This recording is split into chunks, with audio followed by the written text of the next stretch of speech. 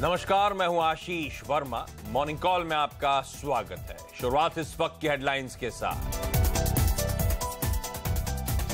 Netflix, Facebook और Amazon के अच्छे नतीजों से नैस्डैक रिकॉर्ड स्तर पर, लेकिन हेल्थ केयर रिफॉर्म के आसार घटने से डॉलर कमजोर। एशिया में भी मिलीजुली शुरुआत, एसजीएक्स निफ्टी सपाट।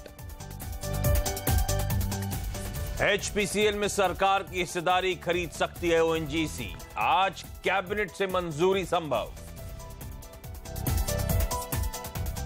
जीएसटी के दबाव के बावजूद एचयूएल ने पेश किए अच्छे नतीजे, आय में 5% की बढ़त, मुनाफा 8.5% बढ़ा, मार्जिन में भी सुधार। बजाज फाइनेंस, हैवेल्स और माइंडट्री के नतीजों पर आज रहेगी बाजार की नजर। बजाज फाइनेंस के एनपीए में कमी का अनुमान, हैवेल्स और माइंडट्री से भी अच्छे नतीजों की उम्मीद। और यूएस एफडीए से औरबिंदो फार्मा को मिला बूस्टर डोज, किडनी की जेनरिक दवा को मिली मंजूरी। और बुधवार की सुबह, और जी हां, कल बड़े लंबे अरसे बाद हमने स्क्रीन पे लाल निशान के साथ कामकाज होता हुआ देखा। 1% सेंसेक्स और निफ्टी में दबाव था। तो कल के उस प्रेशर के बाद सबके जहन में एक सवाल होगा, यहां से क्या अब वो मच अवेटेड करेक्शन की शुरुआत हो रही है, या इस गिरावट में, इस कमजोरी में, इस दबाव में अभी भी भारतीय बाजारों में खरीदारी करने के मौके हैं। इस कार्यक्रम के दौरान एक्सपर्ट से इसी सवाल का जवाब लेने की होगी कोशिश, लेकिन पहले आज के लिए संकेत। और आपकी स्क्रीन पर पहले आएंगे अमेरिकन मार्केट्स।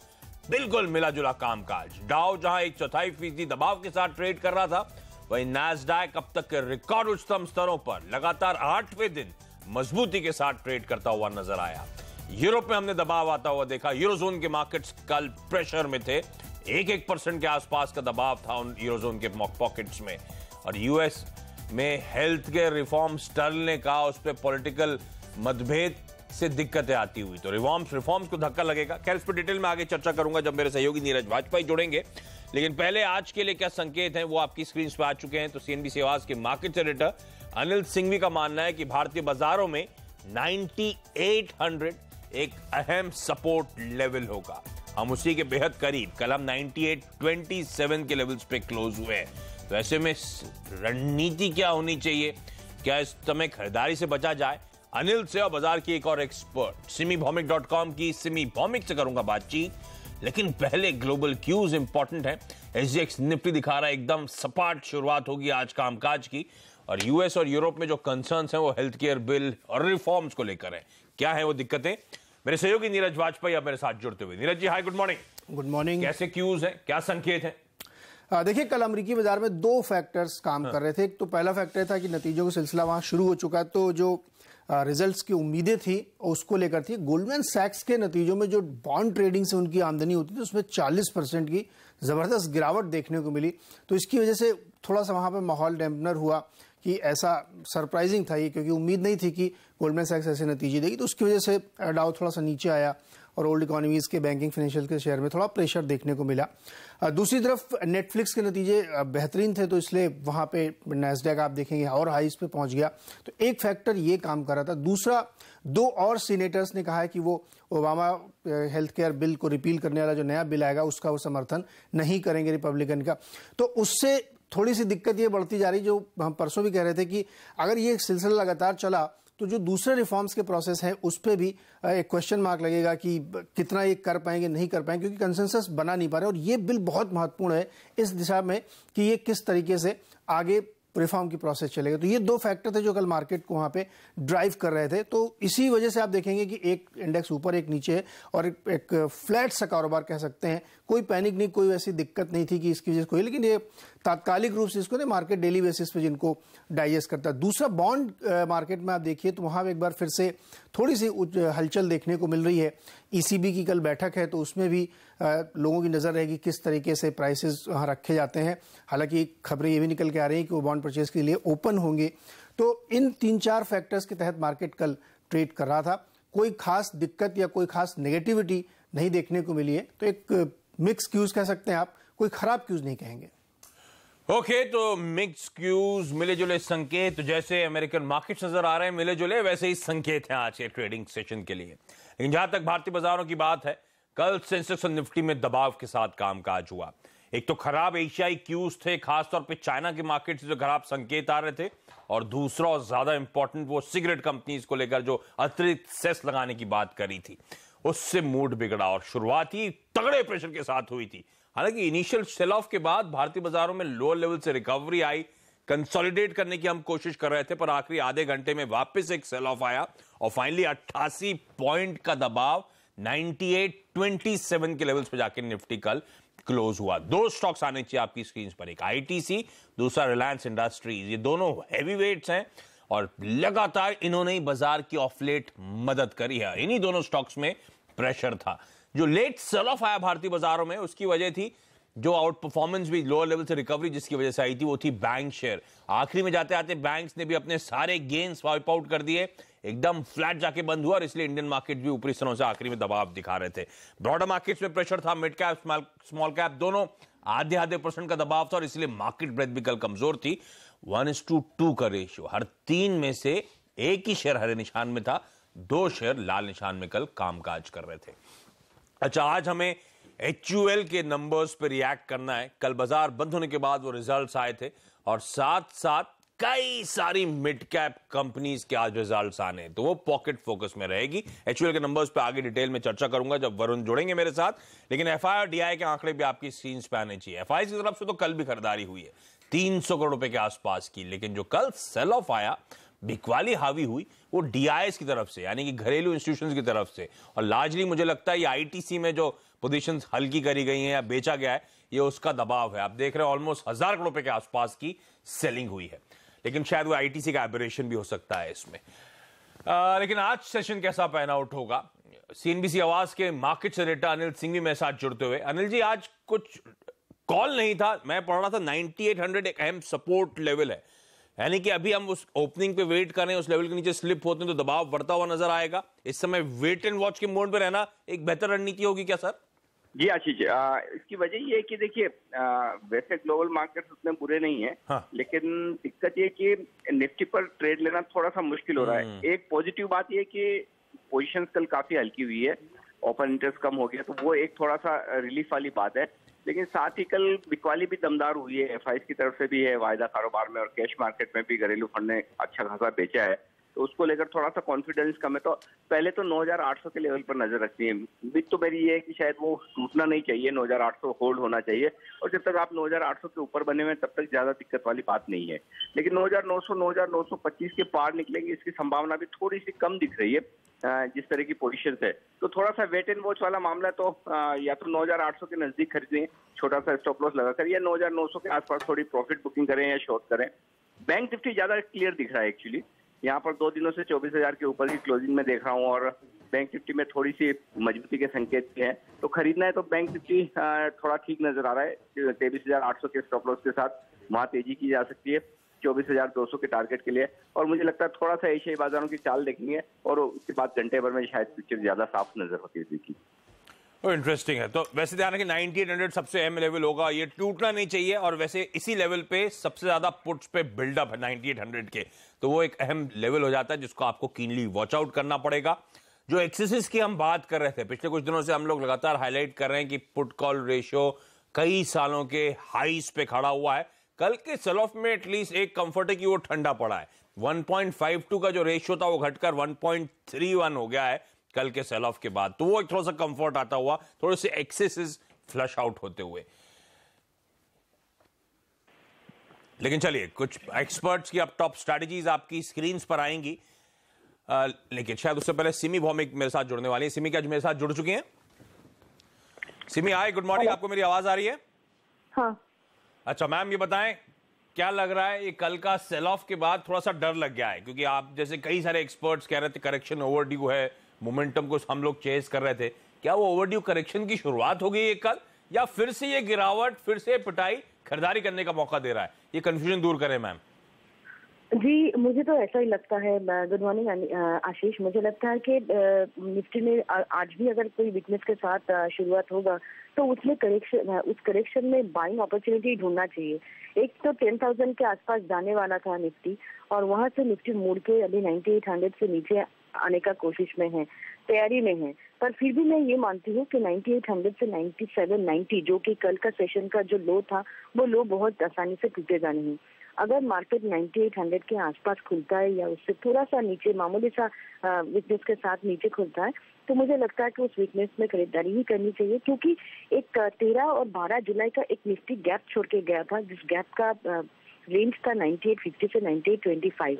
तो इस गैप को निफ्टी ने कल ही उस गैप को फिलअप करने के लिए निफ्टी आएगा ये तो लग रहा था, पर कल वो गैप भी फिलअप हो गया। अब तो यहाँ से थोड़ा सा कंसोलिडेशन के बाद निफ्टी को ऊपर जाना ही पड़ेगा। मेरा सजेशन यही होगा, करेक्शन में खरीदिए 9800, 97, 90 के आसपास अगर खुलता है तो खरीदिए। 9770 या 9765 के नीचे स्टॉक लगाइए। टारगेट 9855 से 9880 का होगा। ये इंट्राडे का टारगेट मैंने दिया है। ओवरऑल टारगेट निफ्टी का 10,000 का ही बैठता है, वो होना इस वीक में नहीं तो नेक्स्ट वीक में सही, पर 10,000 का ही टारगेट आता है निफ्टी का। हफ्ते की जब शुरुआत हुई थी तो लग रहा था इसी हफ्ते 10,000 के लेवल्स देखने को मिलेंगे। ये कल के सेल ऑफ के बाद वो शायद टाइमलाइन थोड़ी सी डिले होती हुई नजर आई है, लेकिन अभी भी खरीदारी करने के मौके, अभी भी 10,000 तक के स्तर को हम छूते हुए नजर आएंगे। इसीलिए आपकी स्क्रीन पे बाय कॉल आता हुआ 9880 और उसके बाद 9855, 9880 और उसका 9800 के आसपास, 9880 के आसपास के स्तरों के लिए अप्रोच कर सकते हैं। ये आपके सामने टारगेट्स। अच्छा सिमी मैम बताएं, स्टॉक स्पेसिफिक आइडिया आज के लिए कुछ? दो स्टॉक मैंने चूज किया है। एक तो इलाहाबाद बैंक, जिसमें एक अच्छा मोमेंटम आ रहा है, एक ब्रेकआउट के इंतजार में है। 72, 73 के आसपास ये मेंटेन कर रहा है। 73 के ऊपर जाके डिसाइसिवली सस्टेन करेगा तो उसमें एक अच्छा ब्रेकआउट आएगा टेक्निकली, तो उसमें मैंने बाय कॉल रखा है। 70-50 के नीचे स्टॉप लगा के 75 से 76 का टारगेट आ सकता है इंट्राडे में। और मेरा सेकंड स्टॉक होगा दीवान हाउसिंग फाइनेंस, जिसमें 459 के आसपास का क्लोजिंग था कल। 454 के नीचे स्टॉप लगा के मैं इसमें भी लॉन्ग जाने का सलाह दिया है। 464, 467 ये दो टारगेट्स है मेरा। ये दो टारगेट इंट्राडे में बाय कॉल ही है मेरे पास। ओके, आसान शब्दों में 9800 एक अहम सपोर्ट लेवल होगा। शायद वो लेवल्स ना टूटे। ओपन इंटरेस्ट का बिल्डअप जिस तरह का पुट पे है, लग रहा है वो ना टूटे। सिमी का तो मानना है इनफैक्ट डिप्स पे खरीदारी करने के मौके हैं ये एक्चुअली। 9855 उसके बाद 9880 तक के लेवल्स के लिए आप अप्रोच कर सकते हैं। इलाहाबाद बैंक और DHFL इन दोनों स्टॉक्स को रडार पे रखे खरीदारी करने के मौके होंगे। सिमी आपका धन्यवाद। और बाकी के एक्सपर्ट्स की टॉप स्ट्रैटेजीज अब आपकी स्क्रीन पर आएंगी। derivativetradingresearch.com का मानना है कि आज हैवेल्स बेचने के मौके होंगे। आज वैसे इस कंपनी के रिजल्ट्स भी आने, ख्याल में रिजल्ट्स कैलेंडर आगे आपको बताऊंगा। शायद बाजार में ये भी एक्सपेक्टेशन है कि नंबर्स कमजोर हो सकते हैं, इसीलिए वीकनेस।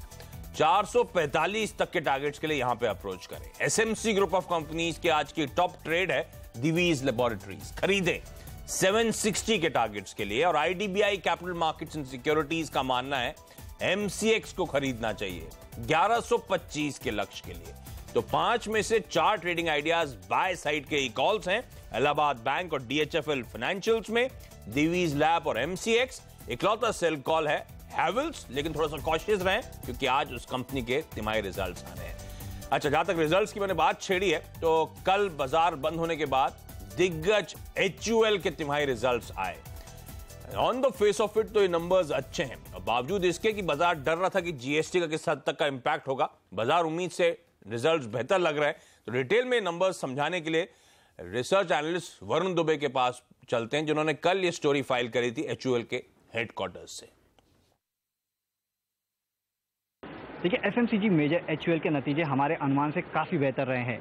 आय, मार्जिन्स दोनों ही हमारे अनुमान से काफ़ी बेहतर है। मुनाफा हमारा तो अनुमान था कि वो फ्लैट रहेगा, लेकिन हमारे अनुमान से काफ़ी बेहतर 9-9.5% के आसपास का जंप वहाँ देखने मिला है। वही सबसे इंपॉर्टेंट कंपनी की वॉल्यूम ग्रोथ है, क्योंकि स्ट्रीट मान के चल रही थी कि -1% से +2% के बीच में वॉल्यूम ग्रोथ रहेगी, और कंपनी की वॉल्यूम ग्रोथ दरअसल फ्लैट रही है। नेगेटिव नहीं रहना वॉल्यूम ग्रोथ का, यही एक पॉजिटिव है। लेकिन कंपनी का ये कहना है कि कैंटीन सेल्स में जो दिक्कतें कंपनी को फेस करनी पड़ी GST जीएसटी के कारण, उसके कारण कंपनी की जो वॉल्यूम ग्रोथ है वो फ्लैट रही है। हालांकि आगे उसमें वो सुधार देख रहे हैं। कंपनी का कहना है कि कैंटीन सेल्स के हालत अब कुछ सुधर रहे हैं, लेकिन होलसेल ट्रेड अब भी स्लगिश है। रूरल में कुछ कंपनी को डिमांड का चैलेंजेस फेस करने पड़ रहे हैं, लेकिन उनका मानना है कि आगे जाके वहाँ भी एक सुधार देखने मिल सकता है।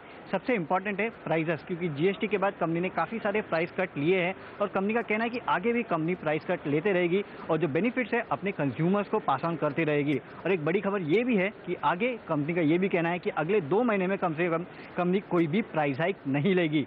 तो इन्वेस्टर्स के लिहाज से नतीजे काफ़ी बेहतर रहे हैं और कंज्यूमर्स के लिहाज से आगे कोई प्राइस हाइक नहीं होने वाली है एटलीस्ट 2 महीने तक। ये एक बड़ा पॉजिटिव है। ये इंटरेस्टिंग है। तो अगर आप शेयर धारक हैं या फिर एचयूएल के प्रोडक्ट के कंज्यूमर हैं, दोनों के लिए अच्छी खबरें। शेयर धारकों के लिए रिजल्ट्स अच्छे आए कल, कोई डिसअपॉइंटमेंट नहीं है नंबर्स में, लेकिन एक बात ध्यान रखें, ईयर हाइज के आसपास स्टॉक कामकाज कर रहा है।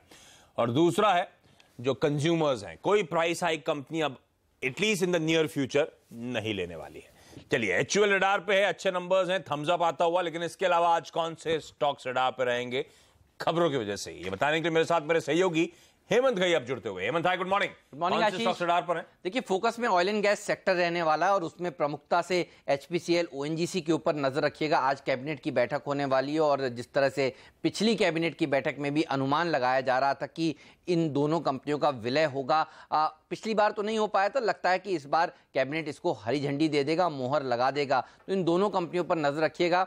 साथ ही नजर रखिएगा आईओसी और ऑयल इंडिया पर भी। देखिए, यहां पर भी चर्चा है कि जो दूसरा सबसे बड़ी कंपनी बनेगी वो इन दोनों के विलय से बनेगी और फिर आईओसी की जो सब्सिडरी है चेन्नई पेट्रो, इस पर भी नजर रखिएगा। तो ये पूरा का पूरा ऑयल एंड गैस पैक आज फोकस में रहने वाला है। साथ ही औरोबिंदो फार्मा, ये वो स्टॉक है जो काफी फोकस में था, कल थोड़ा प्रेशर देखने को मिला। उससे पहले आपको याद है कि बहुत अच्छी तेजी देखी गई थी, क्योंकि ये किडनी की दवा है जिसको यूएस एफडीए की मंजूरी मिलने के लिए बाजार मान रहा था, तो वो देरी 1 दिन की से आई है, लेकिन वो मंजूरी मिल चुकी है। तो ये बड़ी दवा है जिसकी इंतजार था इस कंपनी को और इसके लिए ये काफी बहुत ही वैल्यू एक्रेटिव होगा इस कंपनी के लिए। तो इस शेयर में तेजी बन सकती है आज के दिन। फेडरल बैंक के ऊपर नजर रखिए। आरबीआई ने एफआई की विदेशी निवेश सीमा जो है वो बढ़ा दी है। 49% थी और अब 74% हो गई है। तो ज्यादा हेडरूम है अब एफआईआईज, एफपीआईज के लिए इस बैंक में निवेश करने के लिए, तो ये पॉजिटिव माना जाएगा। भेल पर नजर रखिए, यहां पर भी एक अच्छी खबर आई है। एक 2400 मेगावाट का पावर प्लांट था, उसको लगाने के लिए बोलियां लगाई जा रही थी। तो देश और विदेश की कंपनियां, कोरिया की कंपनियां भी इसके लिए बोलियां लगा रही थी। एलएनटी की ने बोली लगाई थी, लेकिन अब खबरें ये आ रही हैं कि इसने सबसे कम बोली लगाई और इसके हाथ ये ऑर्डर लग सकता है। 14,000 करोड़ रुपए का प्रोजेक्ट था पूरा और समझ में आ रहा है कि 10,000 11,000 करोड़ रुपए के आसपास की सबसे कम बोली भेल ने लगाई है। तो भेल के लिए ये अच्छी खबर मानी जाएगी, क्योंकि ये प्रोजेक्ट इनके हाथ आ सकता है। लंबे अरसे बाद बीएचएल के लिए कोई अच्छी खबर आती हुई। तो ये स्टॉक्स का रैपअप अब आपकी स्क्रीन पर आएगा। जो स्टॉक्स हेमंत ने हाईलाइट करें, सारे के सारे स्टॉक्स के लिए अच्छी खबरें, इसीलिए थम्स अप। और वरुण ने हाईलाइट करा था कि एचयूएल के नंबर्स अच्छे हैं, तो वो भी एक थम्स अप है आज के लिए। लेकिन चलिए, आज का इवेंट्स कैलेंडर अब आपकी स्क्रीन पर आएगा। एक तो एचयूएल के रिजल्ट्स में हम रिएक्ट करेंगे और आज कई सारी मिड कैप कंपनीज के नंबर्स आने। Mindtree, Havells, KPIT technologies, Canara bank, Bajaj finance, Sterlite technologies, Mastek, Jubilant industries, GNA Axles, Sanofi, इन सब के रिजल्ट्स आज आने हैं। इनके अलावा एचपीसीएल ओएनजीसी मर्जर को कैबिनेट से सैद्धांतिक मंजूरी आज संभव है। राज्यसभा में मोटर व्हीकल अमेंडमेंट बिल 2017 पेश किया जाएगा और लोकसभा में Indian institutes of management bill 2017 रखा जाएगा। अच्छा, एक और बात बता दूं आपको, ग्रासिम, इसकी स्पिन ऑफ की आज एक्स डेट है। आसान शब्दों में, कल जो कॉन्ट्रैक्ट थे वायदा के सब खत्म हो चुके हैं। आज से नए वायदा के कॉन्ट्रैक्ट की शुरुआत होने वाली है और वो जो डीमर्ज फाइनेंशियल एंटिटी है जिसका नाम रखा गया आदित्य बिरला कैपिटल, नया नाम, कहा जा रहा है अगस्त एंड तक वो लिस्ट होती हुई नजर आएगी। तो इसको भी अपने रडार पर रखें। और यहां पे एक छोटा सा ब्रेक के बाद कमोडिटीज और करेंसीज की आज की टॉप स्ट्रैटेजीज बताऊंगा।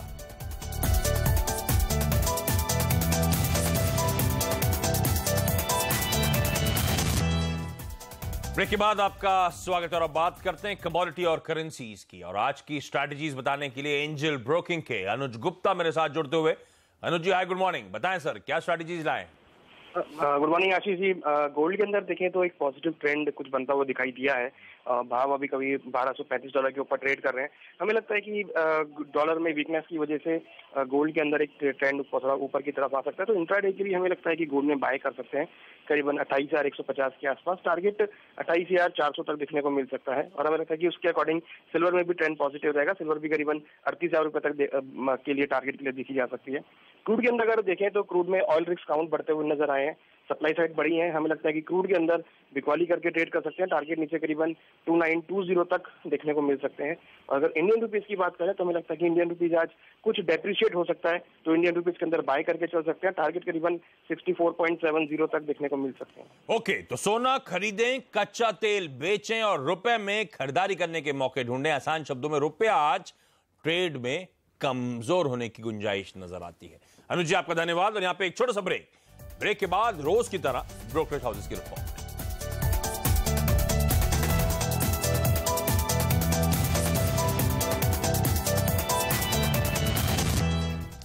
ब्रेक के बाद आपका स्वागत है और आज ब्रोकरेजेस के रडार पर क्या है ये बताने के लिए मेरे साथ मेरी सहयोगी सोनम मेहताब जुड़ती हुई। सोनम, हाय, गुड मॉर्निंग। बताएं आज के लिए क्या आई हैं। गुड मॉर्निंग आशीष। शुरुआत HUL के साथ, हिंदुस्तान यूनिलीवर के साथ ही होना चाहिए।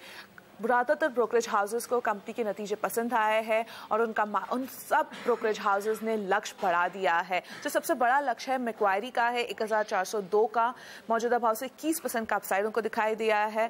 CLSA का लक्ष्य उन्होंने बढ़ाकर 1250 का कर दिया है। Bank of America Merrill Lynch का लक्ष्य 1310 का है। लेकिन जो मॉर्गन स्टैनली की तरफ से रिपोर्ट आई है वो काफी सरप्राइजिंग है। उन्होंने अपने अंडरवेट की रेटिंग को अभी तक बनाए रखा है, लक्ष्य को मामूली तौर पर बढ़ाया है, लेकिन जो लक्ष्य है वो मौजूदा भाव से काफी बड़ा डाउनसाइड की एक्सपेक्टेशन रख रहा है। 870 का उनका लक्ष्य है, मौजूदा भाव से 25% का डाउनसाइड उनको दिखाई दे रहा है, जहां पे उनको वैल्यूएशंस कंफर्टेबल नहीं लग रहे हैं। साथ ही उनका मानना है आगे चल के जो वॉल्यूम ग्रोथ होगा वो एक रिस्क बन सकता है, क्योंकि उसमें जो बढ़ोतरी होगी वो काफी कम रहने वाली है। अब दूसरे रिपोर्ट्स पर आए तो IOC को अपग्रेड किया है Bank of America Merrill Lynch ने, अंडर परफॉर्मेंस से न्यूट्रल की रेटिंग दे दी है। लक्ष्य 413 का दे रहे हैं, उनको वैल्यूएशंस काफी कंफर्टेबल लग रहे हैं, मौजूदा भाव से 11% का अपसाइड दिखाई दे रहा है। और फाइनली सिटी ने एडलवाइस पे अपना कवरेज शुरू किया है, लक्ष्य 240 का दे रहे हैं, मौजूदा भाव से स्टॉक में 23% का अपसाइड दिखाई दे रहा है। ओके, तो ये तमाम दिग्गज ब्रोकरेजेस के रडार पे स्टॉक्स हैं, इनमें आज हरकत देखने को मिलेगी, इनको आप भी अपने रडार पे रखें। और आज बुधवार की सुबह इंडिकेशंस ये हैं SGX निफ्टी से कि एक फ्लैट ओपनिंग होती हुई नजर आएगी। SGX निफ्टी इस समय एकदम फ्लैट ट्रेड कर रहा है, 11-12 पॉइंट के आसपास का उछाल है बस। कल के तगड़े दबाव के बाद जब हमने सेंसेक्स और निफ्टी में 1-1% के आसपास का दबाव देखा था, बड़ा सवाल था कि क्या अब वो अनवाइंडिंग की, सेल ऑफ की या ड्यू करेक्शन की शुरुआत हो रही है, या फिर अभी भी फिर से गिरावट में खरीदारी करने के मौके हैं। एक्सपर्ट्स का मानना है 9800 एक अहम सपोर्ट है, ध्यान रखें वहीं पे वायदा में पुट्स में सबसे तगड़ा बिल्डअप भी है। और सिमी भौमिक का तो मानना है कि गिरावट में फिर से खरीदारी करें, 10,000 का स्तर आपको जरूर नजर आएगा निफ्टी पर, शायद इस हफ्ते नहीं तो अब अगले हफ्ते, लेकिन कमजोरी में खरीदारी करके चलें।